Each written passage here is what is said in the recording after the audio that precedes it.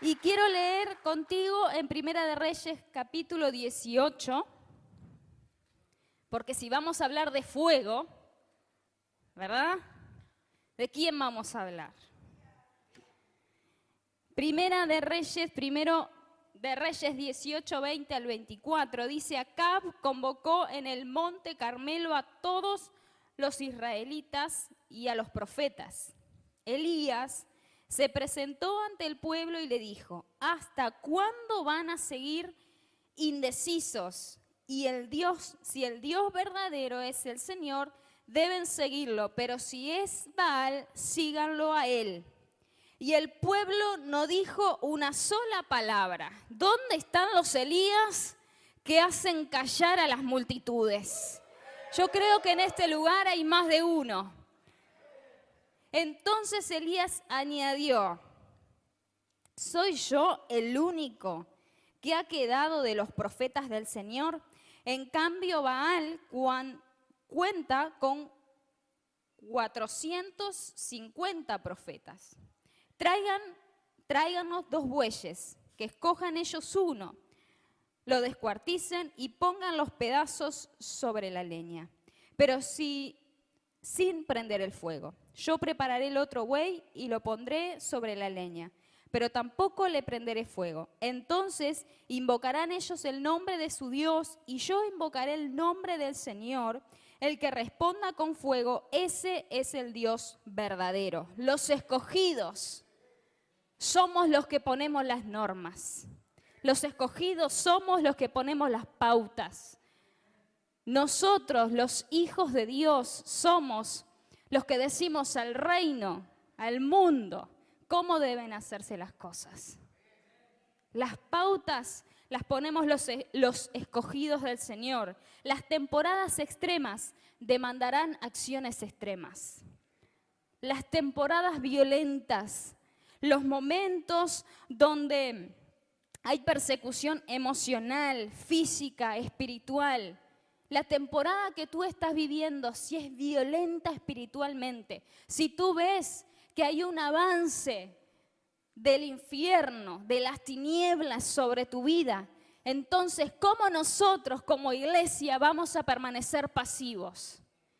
En los momentos de agresividad espiritual, de violencia espiritual, que yo creo que tú conoces muy bien de lo que yo te estoy hablando, en estos momentos es cuando nosotros debemos mostrar de qué estamos hechos.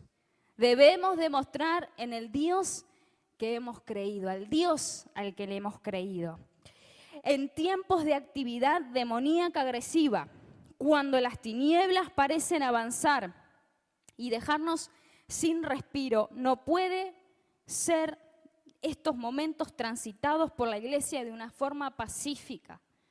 Iglesia, después que tú salgas de este congreso, por supuesto que hubo, de hecho, un montón de condiciones y cosas que querían impedirte que tú llegaras a un evento de esta índole, ¿verdad?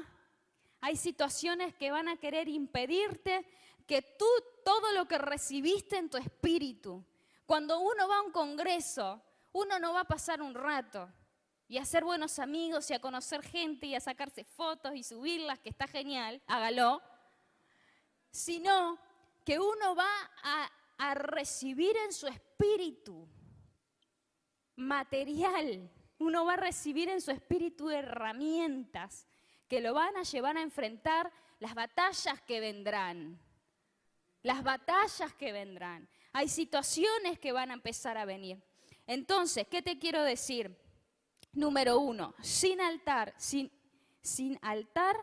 no hay fuego. Dice, para que tú como saeta permanezcas encendido, necesitas un altar. Necesitas un altar encendido. Para que tú al salir de este evento, y esta ya es la última plenaria de esta conferencia, y para que tú al permanecer encendido, para permanecer encendido en los planes que Dios te dio, en los proyectos que Dios te marcó, en la visión que Dios te dio, necesitas un altar encendido. ¿Cómo está tu altar? Decile al que tenés al lado. ¿Cómo está tu altar? después de dejar en vergüenza a los profetas de Baal, porque los profetas de Baal dice que cantaban para encender ese altar porque tenían que demostrar que sus dioses eran, ¿verdad?, el verdadero, que su Dios era el verdadero. Ellos dicen que se cortaban las venas, se cortaban hasta quedar bañados en sangre, gritaban y todavía ponían excusas, deben estar distraídos, deben estar dormidos, trataban de justificar a sus dioses y hacían cosas impresionantes para que ese fuego ardiera. Dice que el altar quedó destruido. Entonces dice el versículo 30, Elías lo reparó.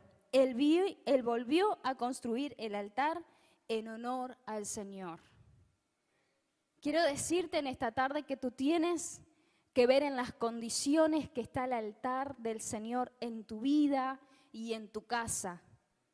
Porque no hay congreso que pueda salvarte, no hay reunión, no hay cosa que puedas hacer si en tu vida no hay un altar encendido. Si en tu vida no arde el fuego del Espíritu de Dios. Entonces Elías tuvo que reparar ese altar. Trajo piedras, calladito, solito, sin hacer tanto show. Él levantó ese altar. Y dice en el versículo 36, a la hora del sacrificio vespertino, el profeta Elías dio un paso adelante y oró así: Señor, Dios de Abraham, de Isaac y de Israel, que todos sepan que tú eres el Dios en Israel y que yo soy tu siervo y que he hecho todo esto en obediencia a tu palabra. Respóndeme, Señor, respóndeme, para que esta gente reconozca que tú eres Señor, eres Dios y que estás convirtiéndoles el corazón a ti.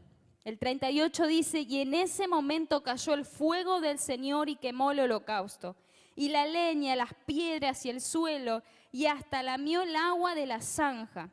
Cuando vieron esto, todos se postraron y exclamaron, el Señor es Dios, el Señor es Dios. Luego Elías les ordenó, agarren a todos los profetas de Baal, que no escape ninguno. Tan pronto como los agarraron, Elías hizo que los bajaran al arroyo de Quizón y allí los ejecutó.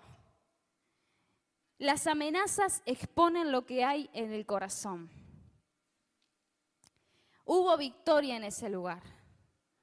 Hubo un Dios que se manifestó en ese lugar encendiendo el fuego, revelando su persona, porque hubo alguien que estuvo dispuesto a reparar un altar.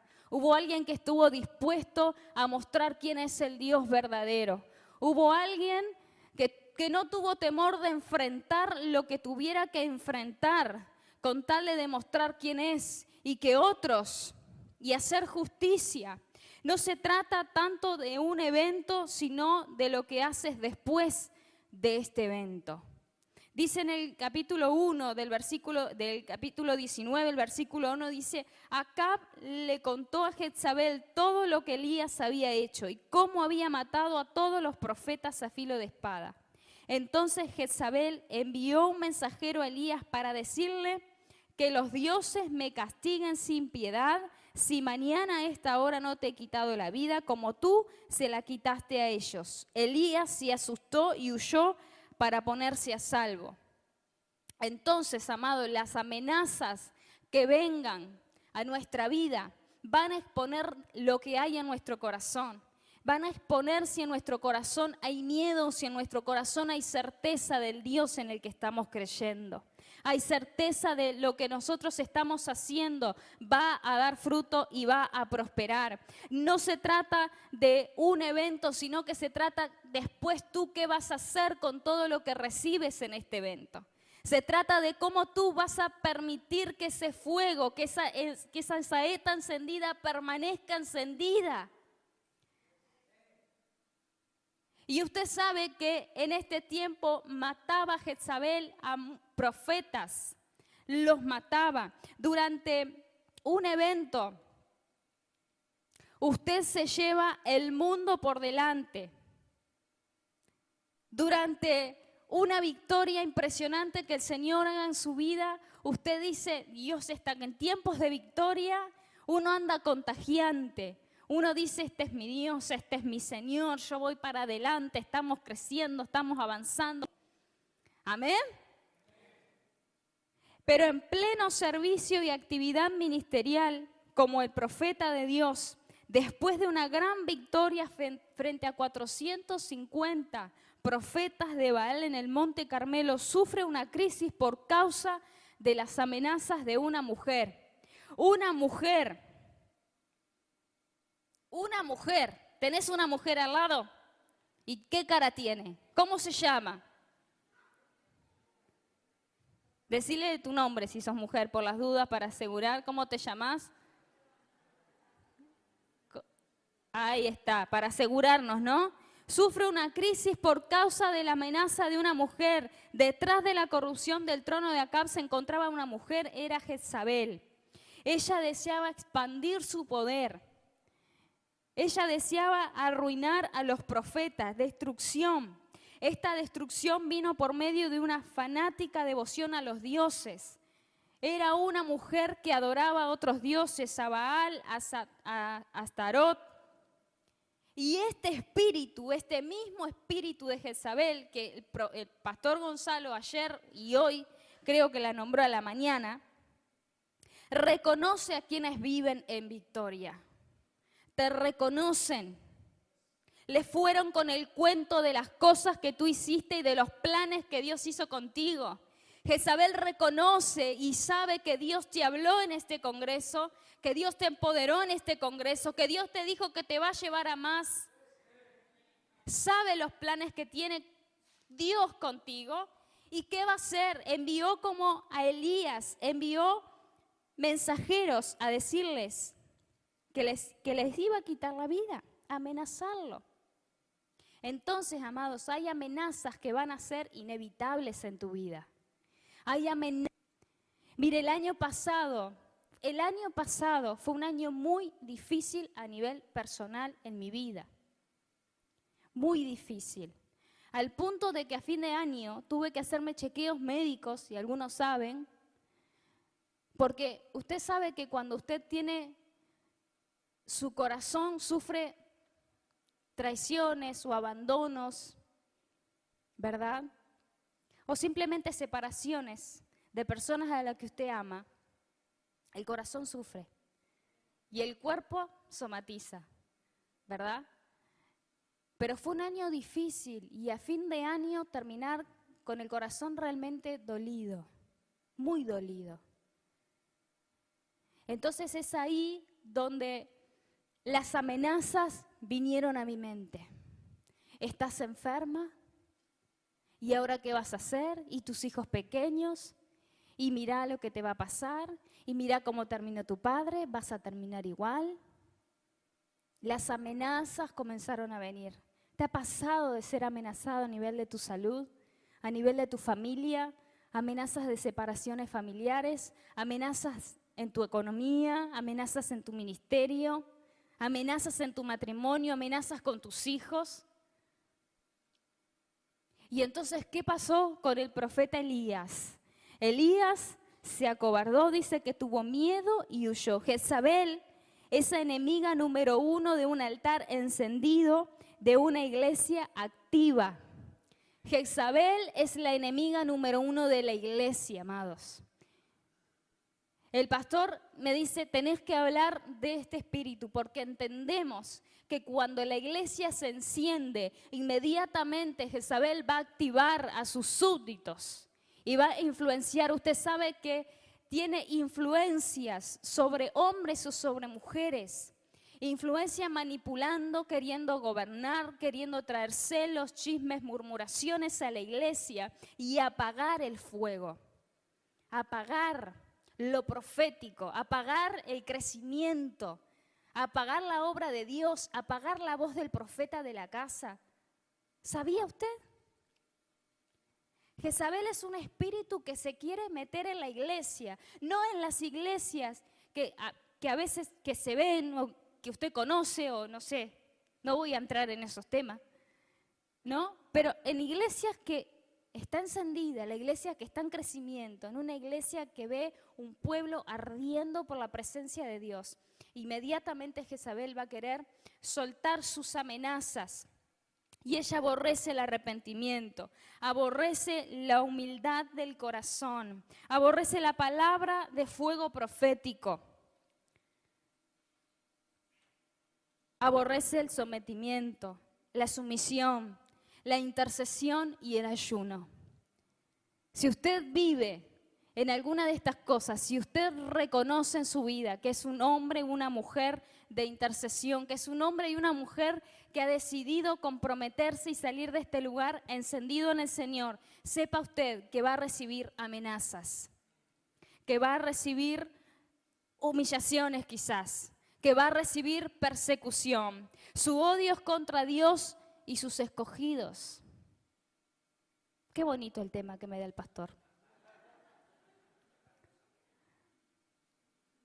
Sepa usted que va a querer destruir una manipulación, control, crítica, para que salgas de aquí y te metas en un desierto. Y te quiero decir algo, Elías salió de ahí, dice que caminó mucho, camino al desierto.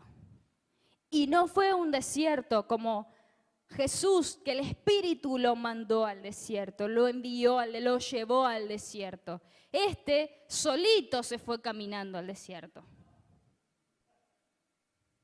Solo, porque tenía miedo. Entonces, amado, yo te quiero decir y quiero abrir tus ojos espirituales en esta tarde. No te vayas a meter a un desierto. Vos tenés cuidado por dónde vas a caminar, por dónde vas a transitar. Cuando sales de un congreso tienes que ver bien, estar atento, estar alerta, porque sabes que las amenazas van a llegar. Pero tú dices, en el nombre de Jesús, yo por este desierto no voy a caminar. Yo por estas arenas no voy a caminar. Yo otra vez en esta depresión no voy a caer. Otra vez no voy a caer en los planes que me quieren derribar. No caigo, no me someto bajo las influencias de Jezabel, de este espíritu inmundo. No fue enviado al desierto por el espíritu, por decisión propia. Por decisión propia. Nosotros decimos, mejor me voy a ir por este lado, porque por este lado y trato. Y sí, ojalá tuviera otros saetas de la semana que viene, pero no, entonces prefiero agarrar por acá. Y entonces va a buscar ahí, como dice la palabra del Señor, busca una enramada y usted se queda, dice como Elías, y se echó ahí en una enramada a morir. Del miedo, del pavor por las amenazas de Jezabel. En el nombre de Jesús, tú tienes que caminar como una saeta encendida, que en medio de las amenazas más terribles escuches la voz de aquel que te llama. Escucha la voz de aquel que te llama. En medio de las peores crisis, Dios te va a hablar. Dios va a soltar su voz. La voz de Dios va a venir a tu corazón. Va a venir a tus oídos. Se levanta tus manos ahí donde estás en el nombre de Jesús. Se abren tus oídos espirituales para que puedas oír la voz del Eterno, la voz del que te llama, la voz del que te dice, yo te llamé, yo te levanté, yo te escogí, yo te encendí.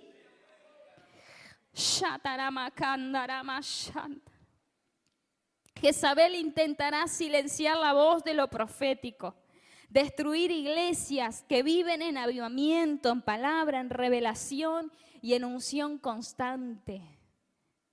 El espíritu de Jezabel intentará manifestarse en las personas, en la iglesia, pero en medio de esta manifestación Dios levanta una generación profética. En medio de una manifestación, en medio de personas, amados, que quizás consciente o inconscientemente operan bajo esta influencia, amado, porque te quiero decir que puede ser consciente o inconscientemente.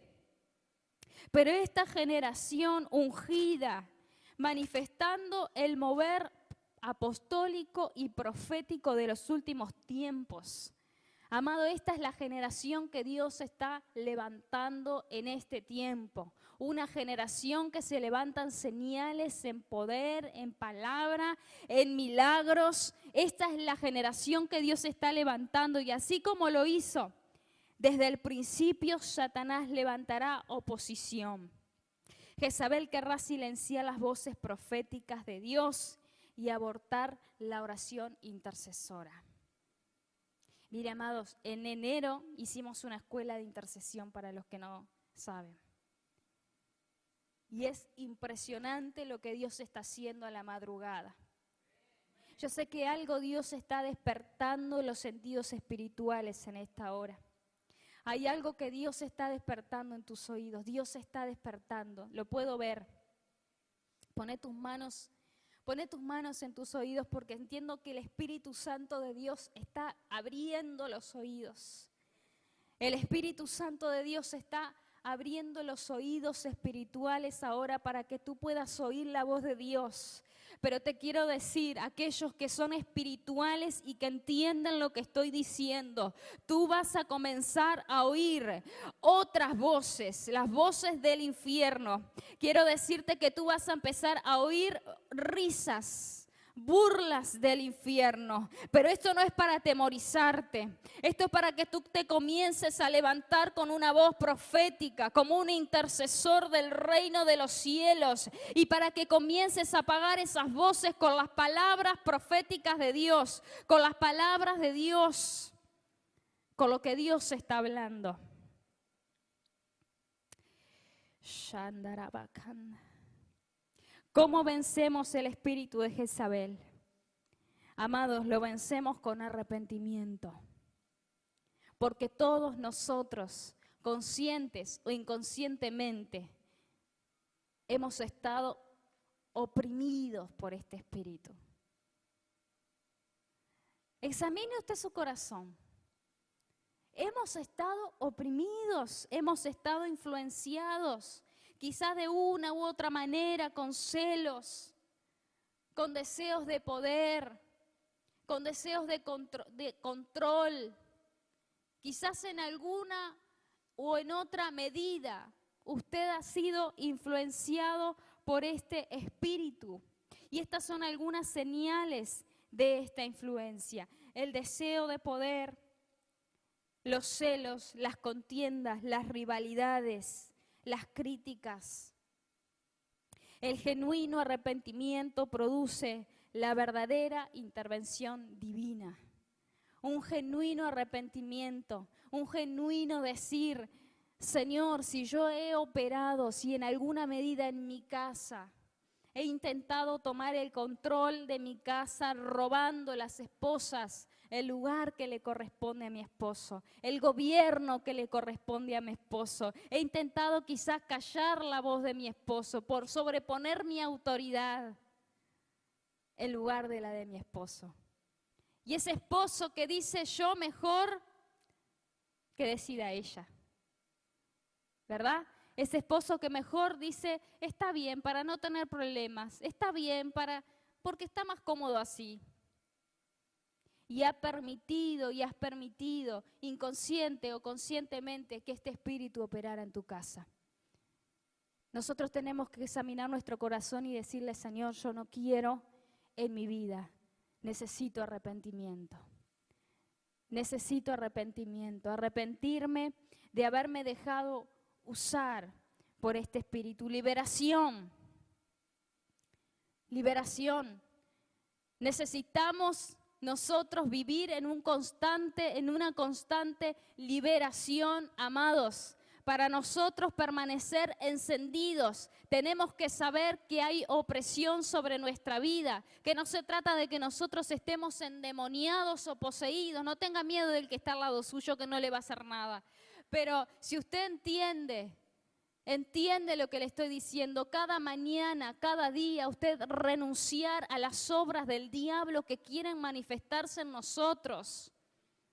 Por supuesto que no es todo demonio, por supuesto que no es todo espiritual, pero hay gran parte de nuestra vida que es espiritual, que la maneja quizás, si nosotros le damos lugar, un reino distinto, un reino de tinieblas, que quiere manifestarse en nosotros. Cada día nosotros debemos liberarnos de esa opresión, de esa demonización de las tinieblas. Hermanos y amados, para permanecer nosotros encendidos, necesitamos liberación todos los días. La obediencia es un suave murmullo. Elías se cubrió el rostro con el manto y saliendo se puso a la entrada de la cueva, oyendo la voz de quien lo envió a ungir reyes. La obediencia es clave para que nosotros podamos vencer a este espíritu de Jezabel. Ser obedientes al llamado de Dios. Ser obedientes. Dios le dice a Elías, ¿qué haces? Porque Elías fue de un lugar, fue a otro y estaba escondido, se escondió. Entonces el Señor le pregunta, ¿qué haces? ¿Dónde estás? Como nosotros cuando le decimos a los nenes, ¿qué haces acostado? Las 11 de la mañana, ¿qué estás haciendo ahí? ¿No te ha pasado? ¿Qué haces ahí? ¿Dónde estás? El Señor preguntándole, ¿dónde estás? Yo no te mandé ahí. No vayas a donde Dios no te envió. No te metas a donde Dios no te dijo que fueras. La obediencia destruye a este espíritu de Jezabel. La obediencia, la sumisión, el estar bajo autoridad, el estar bajo un manto, destruye la influencia jezabélica en nuestra vida. Es aprender a reconocer lo que dejo que entre en mi corazón. ¿Vas a dejarte amenazar? Aprende a reconocer qué es lo que hay en tu corazón. Si hay miedo, si hay temor, si hay amenazas que vienen y tú dices, yo prefiero salir, prefiero irme, prefiero abandonar, ¿para qué voy a seguir por este camino si en definitiva sé que no voy a poder? Sé que no voy a avanzar, sé que no voy a llegar. ¿Qué es lo que hay en tu corazón, amado? ¿Vas a dejar que las amenazas vengan a tu vida y no vas a hacer nada? Nosotros en el nombre de Jesús en esta tarde nos vamos a poner en pie de guerra en contra de las amenazas de Jezabel y no vamos a dejar que la iglesia sea influenciada o sea oprimida, hermano, porque nosotros no estamos porque nos estamos defendiendo como enseñaba el pastor esta tarde, no nos estamos defendiendo de este espíritu, simplemente le estamos diciendo, aquí hay una iglesia que tiene un altar encendido. Hay un pueblo, hay una iglesia que tiene un altar encendido, que reconoce tus planes, que reconoce que vienes a matar la voz de Dios. Pero en el nombre de Jesús en esta tarde no te vamos a dejar. No prestes oídos a las amenazas, no cedas al temor. Para conservar el valor y seguir caminando a las promesas, no pienses demasiado en todo lo malo que pudiera pasarte, porque nosotros somos expertos en pensar en lo que nos podría pasar. Somos expertos en que si nos agarra, imagínate como Elías, que si me agarra me va a matar y ya había planificado quizás en su mente cómo iba a morir, cómo mataban a los otros profetas, porque tenía, como aprendíamos en esta tarde, su memoria, su razón le decía me van a matar, porque lo hicieron con otros, me van a matar, yo he quedado solo y si me matan a mí, ¿qué va a pasar? Y ¿sabes qué, mi amado? No se trata solo de nosotros, se trata de que hay otros a los que nosotros tenemos que traer con nosotros. Hay otros a los que nosotros tenemos que encender también. No se trata solo de mí, se trata de una iglesia, se trata de un pueblo, se trata de hermanos, se trata de una nación. Se trata de una nación, amados, que hoy está sufriendo y que la iglesia, nosotros la iglesia, como saetas encendidas luego de este congreso, vamos a salir a encender y vamos a salir a levantar altares de adoración al Señor. Y vamos a salir a hacerle frente. Amado, usted no tenga miedo. No tenga miedo de las amenazas que pueda recibir, porque son simple amenazas, porque ya el Señor dejó establecido, nos deja en su palabra y nos dice, ¿vieron? No tienen poder. No tienen poder. El Señor nos muestra y nos deja el claro ejemplo de que Jezabel no tiene poder, de que podrá gobernar y creer que va a poder gobernar. Pero sabes que hay una iglesia que se levanta y que en el nombre de Jesús no le permite el gobierno. No le permite el gobierno. Si nosotros, amados, pacíficamente permitimos en nuestra casa, pacíficamente permitimos, nosotros le damos los motivos, nosotros le damos letra, nosotros con nuestro propio poder y con la propia autoridad que Dios nos dio, le estamos dando muchas veces letra al infierno para que haga aquello que ni siquiera el diablo sabía que iba a hacer. El diablo ni siquiera sabía que te ibas a enfermar, pero como estás constantemente hablando de la enfermedad, es lo que va a venir. El infierno no sabía que tus hijos se iban a apartar, no sabía que te ibas a divorciar, pero entonces tú constantemente, me voy a apartar, me voy a divorciar, mis hijos se van a ir, me voy a quedar solo, me voy a enfermar, me voy a morir. Entonces el enemigo, ni lento ni perezoso, eso fue lo que trajo. Y después te anda corriendo, pastor, ore por mí, la intercesión, pastora. ¿Cuándo es usted que tiene que levantar el altar? Cuando es usted que tiene que levantar el altar, remover lo que el diablo destruyó, remover lo que las tinieblas intentaron destruir, porque quieren hacerse notar, porque quieren hacerse ver. El enemigo lo que va a traer es destrucción para que usted vea y se atemorice y salga huyendo. Pero usted dice, yo voy a construir y a levantar el altar, porque el altar del Señor nunca se cae cuando hay un profeta, cuando hay un intercesor, cuando hay alguien que está parado en la brecha, cuando hay alguien que se levanta y dice, no, es que hay algo que no me cierra, en la economía de mi casa hay algo que no me cierra. Usted sí, por supuesto que es necesario la prudencia, es necesario la prudencia, es necesario el aprendizaje, el consejo. Pero no pretenda usted con consejos matar a 450 profetas de Baal.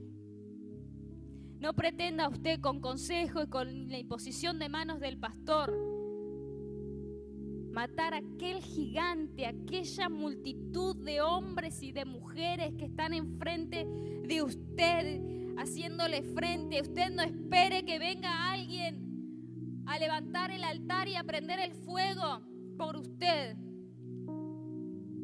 Usted en esta tarde haga pacto con Dios y dígale, Señor, yo este altar lo cuido, lo protejo, lo levanto, lo enciendo. Le pongo leña, le pongo sacrificio, le pongo ofrenda, le pongo pacto. Le pongo pacto. Le pongo carácter, lo que a muchos les falta. Le pongo actitud. Yo no voy a esperar que esos 450 vengan sobre mí. Porque registrado está, no pueden. No lo van a hacer. El victorioso es usted. La victoriosa es la iglesia de Jesucristo. Es ese Dios eterno al cual usted invoca en el día de la angustia y Él le libra. En el día de la angustia le dije: Señor, tú eres mi Dios. Tú eres mi Señor. Aunque padre o madre te hayan abandonado, Él es tu Señor.